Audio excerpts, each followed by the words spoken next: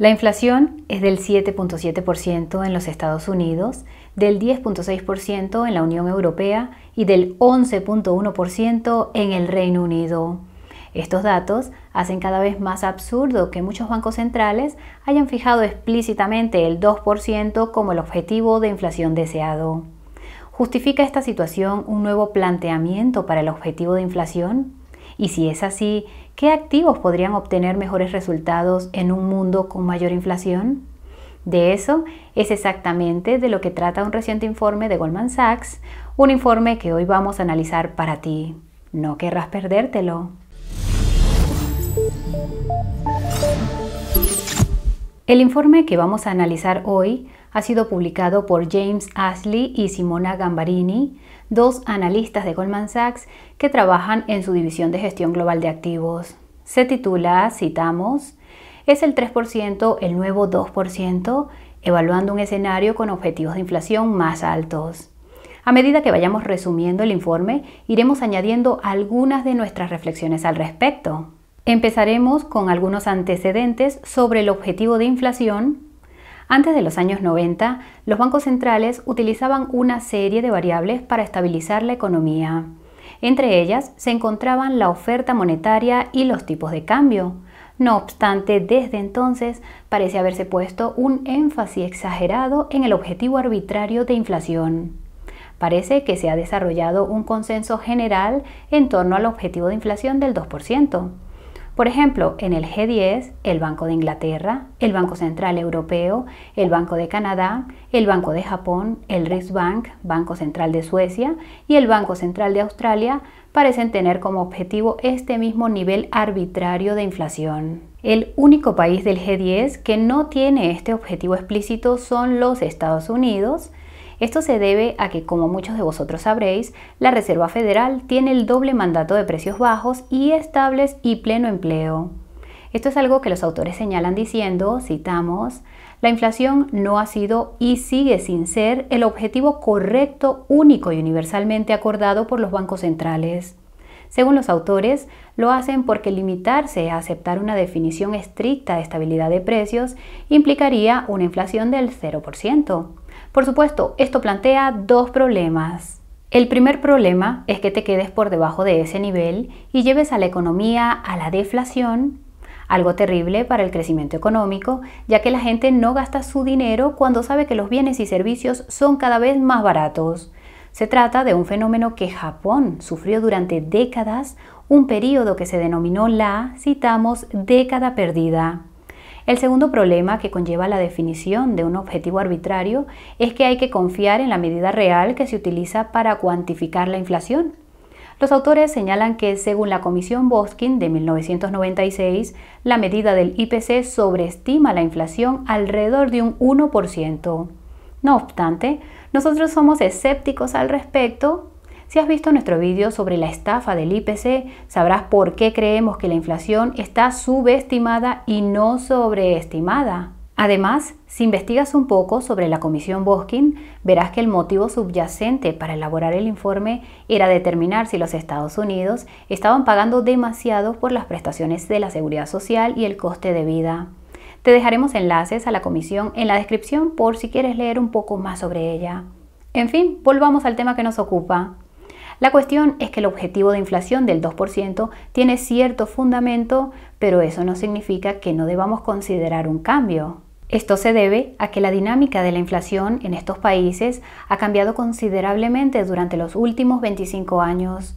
Como señalan los autores, es probable que la medida de las sobreestimaciones o subestimaciones de la inflación también haya cambiado. Además, los impulsos inflacionistas estructurales han llevado a diferentes conclusiones sobre cuál debe ser el nivel objetivo correcto.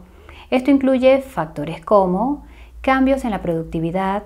Una mayor productividad conduce a una menor inflación y viceversa. Cadenas de suministro globalizadas, menor inflación cuando las cosas funcionan bien, no tanto cuando se rompen. Cambios demográficos. Los países occidentales tienen una población que envejece, lo que en igualdad de condiciones tiende a aumentar la inflación. Lo que todo esto significa es que puede haber llegado el momento de revisar el objetivo del 2%. Por supuesto, como señalan los autores, no es tan fácil como parece. Para empezar, existe el riesgo de perder credibilidad por hacerlo, dado que los bancos centrales han alardeado constantemente de la importancia de un objetivo del 2%, si lo subieran inmediatamente al 3%, los consumidores tendrían mucha menos fe en los bancos centrales. Esto sería un golpe más a su ya cuestionada reputación, teniendo en cuenta que han dejado escapar al genio de la inflación de la botella. Cambiar el objetivo en este momento también podría ser un riesgo para bancos centrales como la Fed y concretamente el BCE. La razón es, como señalan los autores, que han introducido otros cambios en su régimen de inflación. Cuanto más cambias tu marco de inflación, más parece que estás moviendo la meta, lo que por supuesto repercute en la predictibilidad de la política monetaria. El tercer desafío que plantea un cambio de objetivo es algo a lo que probablemente se enfrenten todos los bancos centrales y es de naturaleza política. A saber, los objetivos y mandatos que tienen estos bancos centrales no los determinan ellos, sino los políticos.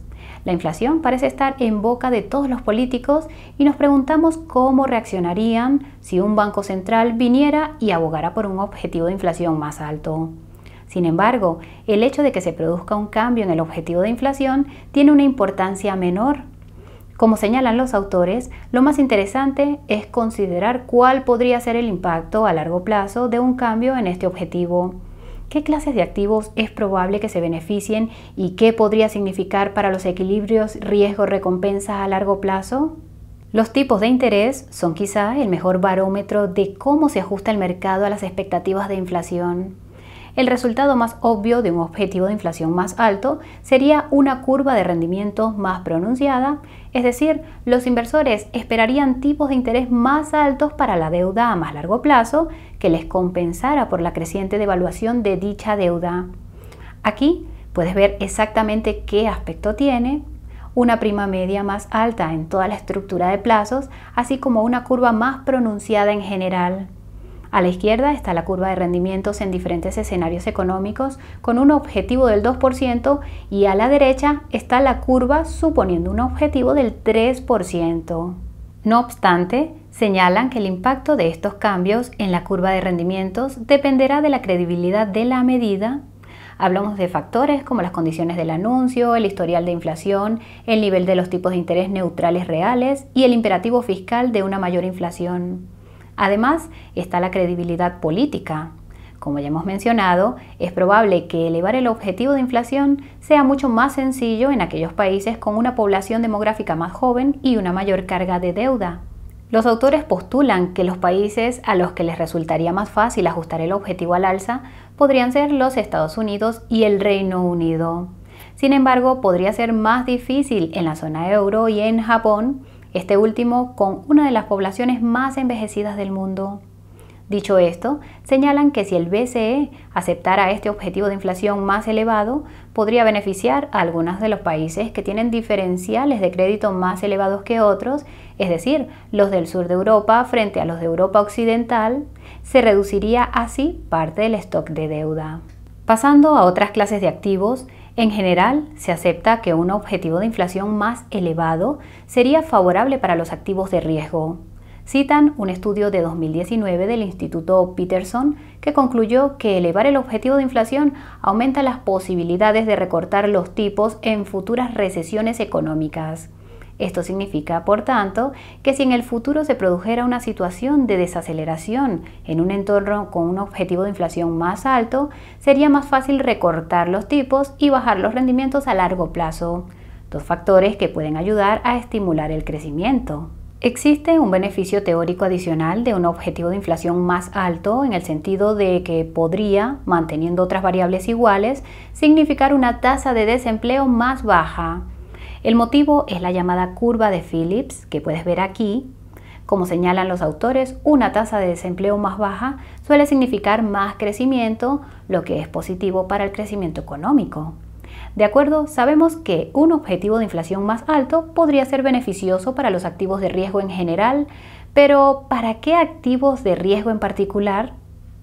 Aunque es cierto que la renta variable ha tendido a batir a la inflación a largo plazo, a corto plazo no está tan claro. Esto puede apreciarse en este gráfico del informe. Para periodos inferiores a 19 años, la probabilidad de un rendimiento superior es, en el mejor de los casos, irregular.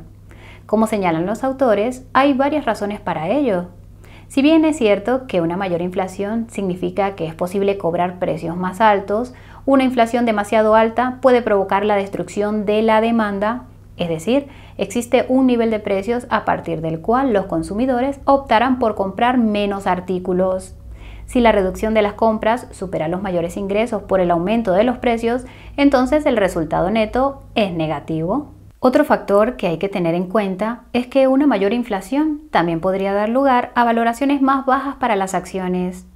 Esto se debe a que los inversores pueden percibir que dicha inflación viene acompañada de una política monetaria más contundente y restrictiva, es decir, de una ralentización de la impresora de dinero. Dicho esto, los autores afirman que piensan que un objetivo del 3% sería, citamos, suficientemente moderado y evitaría las implicaciones negativas de la destrucción de la demanda. También piensan que con este nivel de inflación es probable que la política monetaria sea más favorable en general. Además, como ya se ha dicho, es probable que los efectos de una recesión económica sobre los beneficios de las empresas sean menos graves, ya que los bancos centrales tendrían más margen para reaccionar. En cuanto a los sectores que probablemente se beneficien del objetivo del 3%, las empresas con pasivos fijos a largo plazo y las que tienen ingresos vinculados a la pendiente de la curva de rendimientos son las que probablemente se beneficien más. Las primeras son los REITs o fondos de inversión inmobiliaria y la segunda son las financieras. Los autores también señalan que es probable que las empresas que tienen un fuerte poder de fijación de precios podrían subirlos más fácilmente en entornos de inflación más alta sin provocar una destrucción de la demanda. También plantean aquí un punto interesante, y es que las empresas que proporcionan, citamos, soluciones innovadoras que ayudan a las empresas a mejorar la productividad y reducir los costes, podrían ser un activo preciado en un entorno inflacionista ligeramente más alto. La demanda de estos servicios suele ser inelástica, es decir, los clientes seguirán demandándolos independientemente de que suban los precios. Los autores utilizaron el ejemplo de procedimientos médicos para un paciente o actualizaciones avanzadas de ciberseguridad para una empresa. Independientemente del nivel de precios, la gente está más dispuesta a pagar por estos servicios. Sencillamente, la innovación es una fuerza deflacionista. Por tanto, cuanto mayor sea la inflación a largo plazo, más incentivos tendrán las empresas para invertir en soluciones tecnológicas innovadoras que contrarresten dicha inflación. Dicho esto, sigamos adelante. Otra clase de activos que los autores examinan son los activos de crédito. Señalan que un objetivo del 3% sería en gran medida positivo para el crédito, ya que es probable que los diferenciales se estrechen de forma generalizada. Por supuesto, como ocurrió con la renta variable, el impacto diferirá según el sector de que se trate. Por ejemplo, es probable que las compañías de seguros y las entidades financieras sean las más beneficiadas y por tanto sus diferenciales de crédito se estrechen más. Por otro lado, los sectores desproporcionadamente expuestos a una mayor inflación son los del consumo, el comercio minorista y la industria. Sus clientes son más sensibles a los precios y por tanto es probable que se produzca una destrucción de la demanda. La cuestión es si el componente de crecimiento que se deriva de un objetivo de inflación más elevado podría contrarrestarlo. Los autores también profundizan en las repercusiones sobre el crédito en las distintas regiones, es decir, cómo le iría al crédito de los mercados emergentes en comparación con el crédito de los desarrollados, etc. El resumen es que no está muy claro y no vamos a profundizar demasiado en ello ahora. El motivo es que la siguiente sección nos parece más interesante. Examina el impacto que este entorno de mayor inflación podría tener en activos reales como los bienes inmuebles. Sencillamente, si van acompañados de un crecimiento económico más fuerte, los activos inmobiliarios se comportarán relativamente bien en un entorno de inflación más alta. Como señalan los autores, los alquileres de estas propiedades suelen estar vinculados a la inflación y si el 3% es el nuevo objetivo, es probable que esto se traduzca en más ingresos y activos más valiosos. Por supuesto, como en el caso de la renta variable y el crédito, la capacidad para repercutir la inflación dependerá del tipo y la duración de estos contratos de alquiler. Analizando otros activos reales que podrían beneficiarse, los autores piensan que las materias primas están preparadas para crecer en un mundo de inflación elevada. Esto se debe a lo que denominan inflación verde, en la que los costes de los metales y minerales utilizados para producir tecnología respetuosa con el medio ambiente serán mucho más elevados. Algo que los autores parecen omitir convenientemente en este punto es el hecho de que el impacto medioambiental de la extracción y el transporte de estas materias primas podría, a largo plazo, contrarrestar los beneficios de la tecnología verde. Esa es la verdad incómoda, pero mejor volvamos al tema que nos ocupa. Pasemos a la que posiblemente sea una de las partes más importantes de este informe, las implicaciones que esto tendrá en las carteras, es decir, ¿cuál es la mejor cartera que se puede tener suponiendo un mundo de mayor inflación? En primer lugar, ¿qué impacto tiene la inflación en una cartera típica? Esto es algo que han evaluado aquí mediante un análisis de factores de riesgo para una cartera de múltiples activos típica del Reino Unido. La respuesta corta es que no demasiado. Como puedes ver, en lo que se refiere a la composición del riesgo, la renta variable representa cerca del 95% del mismo. Después tenemos el crédito y las materias primas con solo un 1.8% cada uno y luego la inflación con solo un 1.2%. El mismo panorama se repite cuando observas los factores de atribución del riesgo. La inflación no contribuye en gran medida a la volatilidad de una cartera. No obstante, como siempre ocurre en estos casos, rentabilidades pasadas no garantizan rentabilidades futuras. Todos estos modelos se ejecutaron en un periodo en el que la inflación y los tipos de interés eran generalmente bajos. La caída de los tipos de interés contribuyó a impulsar un mercado alcista de varios decenios para los bonos, un mercado en el que una cartera 40-60 de renta variable renta fija obtuvo aproximadamente el mismo rendimiento que una cartera más agresiva 60-40. Esto es algo que se muestra a la izquierda de este gráfico, los rendimientos acumulados desde 2003. Sin embargo, es probable que las cosas sean diferentes en un entorno con tipos de interés más altos. Esto es algo que los autores han proyectado en esta matriz de riesgo-rentabilidad. Como puedes ver, un reparto del 60-40 entre renta variable y renta fija produce una rentabilidad del 6.2% frente al 5.2% cuando la asignación era al revés. Puede que inicialmente no parezca tanto, pero a largo plazo se vuelve mucho más marcado cuando lo conviertes en términos reales, es decir, le restas la inflación. Si se asume un objetivo de inflación a largo plazo del 3%, la rentabilidad real esperada sería del 2.2% frente al 3.2%. Así pues, está claro que una asignación sobreponderada a la renta variable es una medida más prudente en este entorno. Por tanto, una asignación bien diversificada 60-40 en renta variable y renta fija es un buen objetivo. Sin embargo, recomiendan reasignar el capital de los activos tradicionales de renta variable y renta fija de los mercados desarrollados a los que probablemente se comporten mejor en un entorno de inflación más alta. Entre ellos se incluyen valores de pequeña capitalización, bonos de alto rendimiento, deuda de mercados emergentes, valores energéticos, activos inmobiliarios, capital privado y crédito privado. Lo ilustran aquí con este gráfico que muestra citamos, cartera centrada en el rendimiento real. Aquí han reasignado aproximadamente un 20% de los activos básicos a las clases de activos de rentabilidad real. Como puedes ver, según sus simulaciones, el resultado neto es una rentabilidad ligeramente superior y un riesgo más alto, pero también tienes un ratio Sharpe más alto. Para los que no lo sepan, el ratio Sharpe es una de las mejores medidas de rentabilidad ajustada al riesgo. Los autores también mencionan que algunos de los activos de esta cartera tienen consideraciones ESG, pero si has visto nuestro reciente vídeo sobre hacia dónde se dirige la inversión ESG, sabrás que es una narrativa moribunda. Por cierto, está enlazado más abajo. Ha sido un informe interesante de analizar. He aquí algunas de nuestras reflexiones finales. En primer lugar, creemos que es inevitable que los bancos centrales de todo el mundo ajusten al alza sus objetivos de inflación. Su credibilidad ya se ha resentido y tienen que ser razonables con los objetivos en el futuro. Como han demostrado los autores, hay margen para apuntar al nivel del 3% sin que parezca que se están cambiando las reglas de juego. Además, podría haber beneficios a largo plazo para el crecimiento y el empleo, siendo más flexible en el aspecto monetario.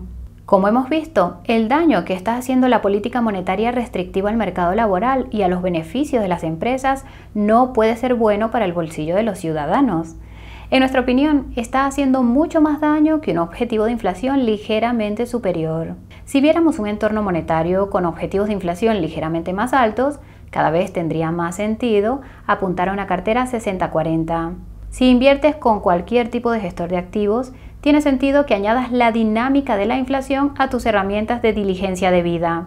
Merece la pena preguntarle si ha considerado un escenario de inflación a largo plazo y cómo afectará a la asignación de activos. Por supuesto, nada mejor que hacer tu propia investigación. Puedes examinar más a fondo tu cartera y estudiar las acciones que constituyen la mayor proporción de tu asignación a la renta variable. Pregúntate cómo reaccionarían ante un entorno de mayor inflación. ¿Tienen poder adquisitivo? ¿Tienen un cliente cautivo o producen tecnología y soluciones innovadoras? Si no, entonces ya sabes qué hacer. Si es que sí, entonces ya está. Hasta aquí nuestro vídeo de hoy. Esperamos que este informe te haya resultado útil. Como es habitual, nos gustaría conocer tu opinión. ¿Crees que podríamos ver a los bancos centrales ajustar su objetivo de inflación? ¿Cómo estás posicionando tu cartera? Haznoslo saber a continuación. Mientras estás ahí abajo, puede que también quieras echar un vistazo a nuestra página de ofertas. Podrás encontrar las mejores promociones y descuentos del sector de las criptomonedas en exclusiva para los espectadores de este canal.